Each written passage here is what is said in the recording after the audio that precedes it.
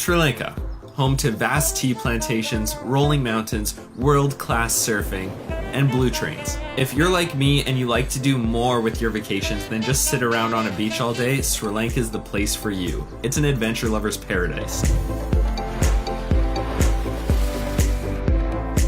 What's going on, my dudes? Today I'm going to show you guys how to travel Sri Lanka in 3 weeks. Getting right into it, we're going to catch a plane into Colombo's International Airport. Once you've got your bag, you can head into Colombo either by Uber or by bus.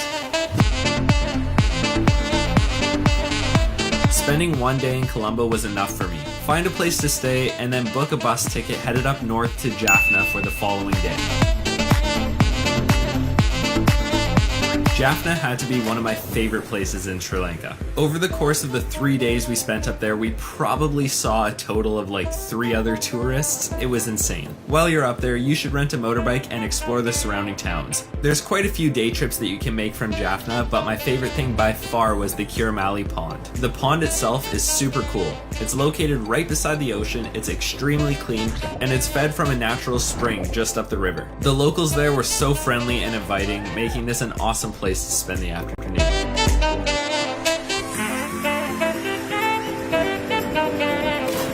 Next up, we're taking a convoluted system of buses to the East Coast beaches, where you'll find a small town called Neelavelli.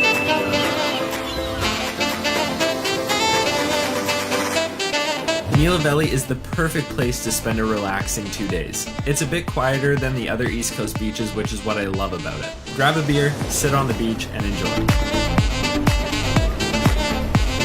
One thing that you have to do while you're traveling in Sri Lanka is eat kotu. Kotu is a staple Sri Lankan dish made out of vegetables, chopped up roti, and egg all tossed together. It is so good.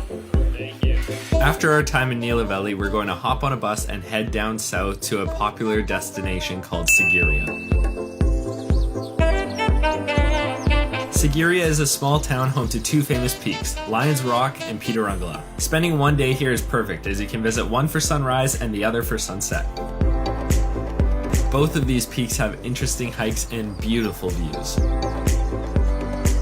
Next up on our list is Kandy. You can reach Kandy by bus and spend 1 day exploring, as that's all you'll really need. Kandy is a massive city with a huge transportation hub, which we'll be using the next day when we catch a train to Hatton. The train is going to be so busy, but the ride is absolutely beautiful. Once you hop off the train in Hatton, you're going to walk outside of the train station and hop on the bus that will take you to Adams Peak.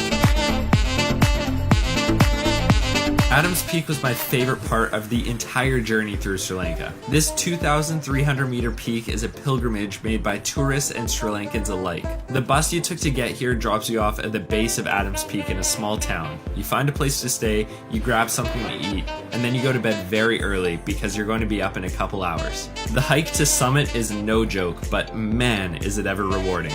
You begin the trek at about 2 a.m. as you want to be to the very top for sunrise. Now I know this doesn't sound too appealing, but trust me, once you get to the top, you feel so rewarded watching that sunrise, knowing that you woke up super early at such a terrible hour to go on a massive hike up a mountain. Depending on your activity level, you can get to the top in about 3.5 to 4 hours. It's roughly 5,500 steps each way.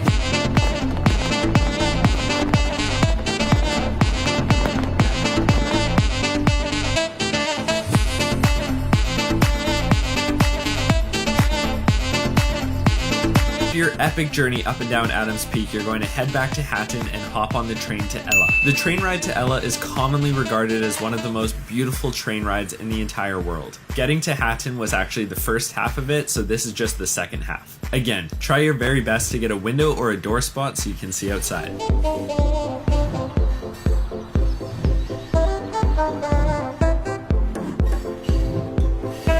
Ella is located in the mountains, so it's a bit chillier, but you're surrounded by nature. With so much to do around Ella, you can easily spend 4 days here. Some things that you've got to check out are the 9-Arch Bridge, Ella's Rock, and Little Adams Peak.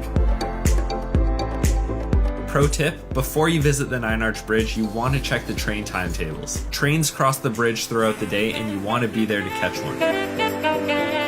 Next up, we'll catch another sequence of buses that will take us from Ella to Udawalawe National Park. Udawalawe is one of the mini national parks in Sri Lanka, but it is known for two things: not being as crowded as the other parks, and its insane amount of elephants.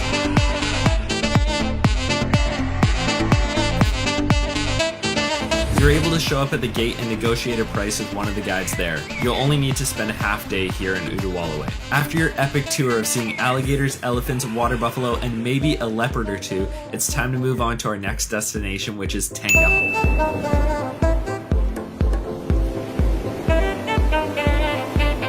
I loved our time in Timeentangle. It wasn't very popular, so there weren't many people there, but there was still tons of stuff to do. You can use the local bus system to get around and visit some of the nearby beaches like Kudawala and Goyamboka, both of which are beautiful. And you can also spend some time checking out the natural blowhole.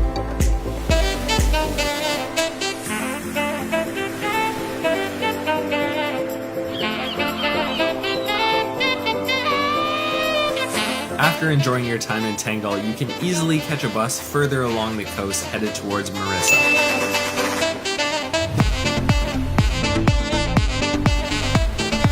Marissa is going to be our next stop, and we're going to spend 2 days here. I much preferred Tangle Beach to Marissa Beach, but Marissa has an amazing atmosphere. Marissa is very popular, so there's a ton of tourists hanging out with restaurants and bars lining the beach. Mike and I were there over New Year's Eve, and the parties every night were crazy. If you're looking for a good time, Marissa's the place to be.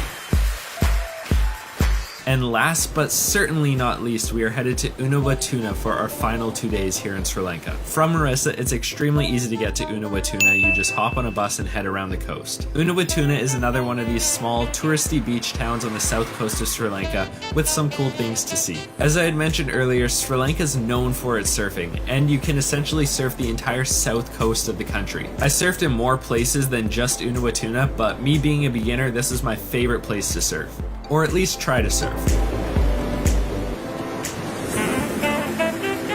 I mean, at least I gave it my best shot. Another thing that you have to do while you're in Unawatuna is visit Dalwella Beach. Here you'll see a beautiful sunset, fishermen on stilts, and a massive rope swing tied to a palm tree.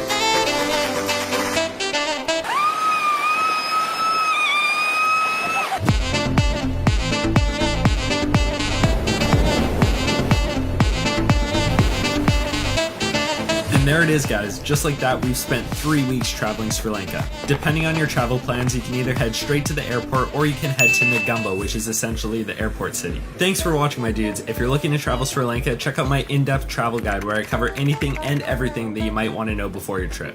Other than that, I'll see you guys in another one.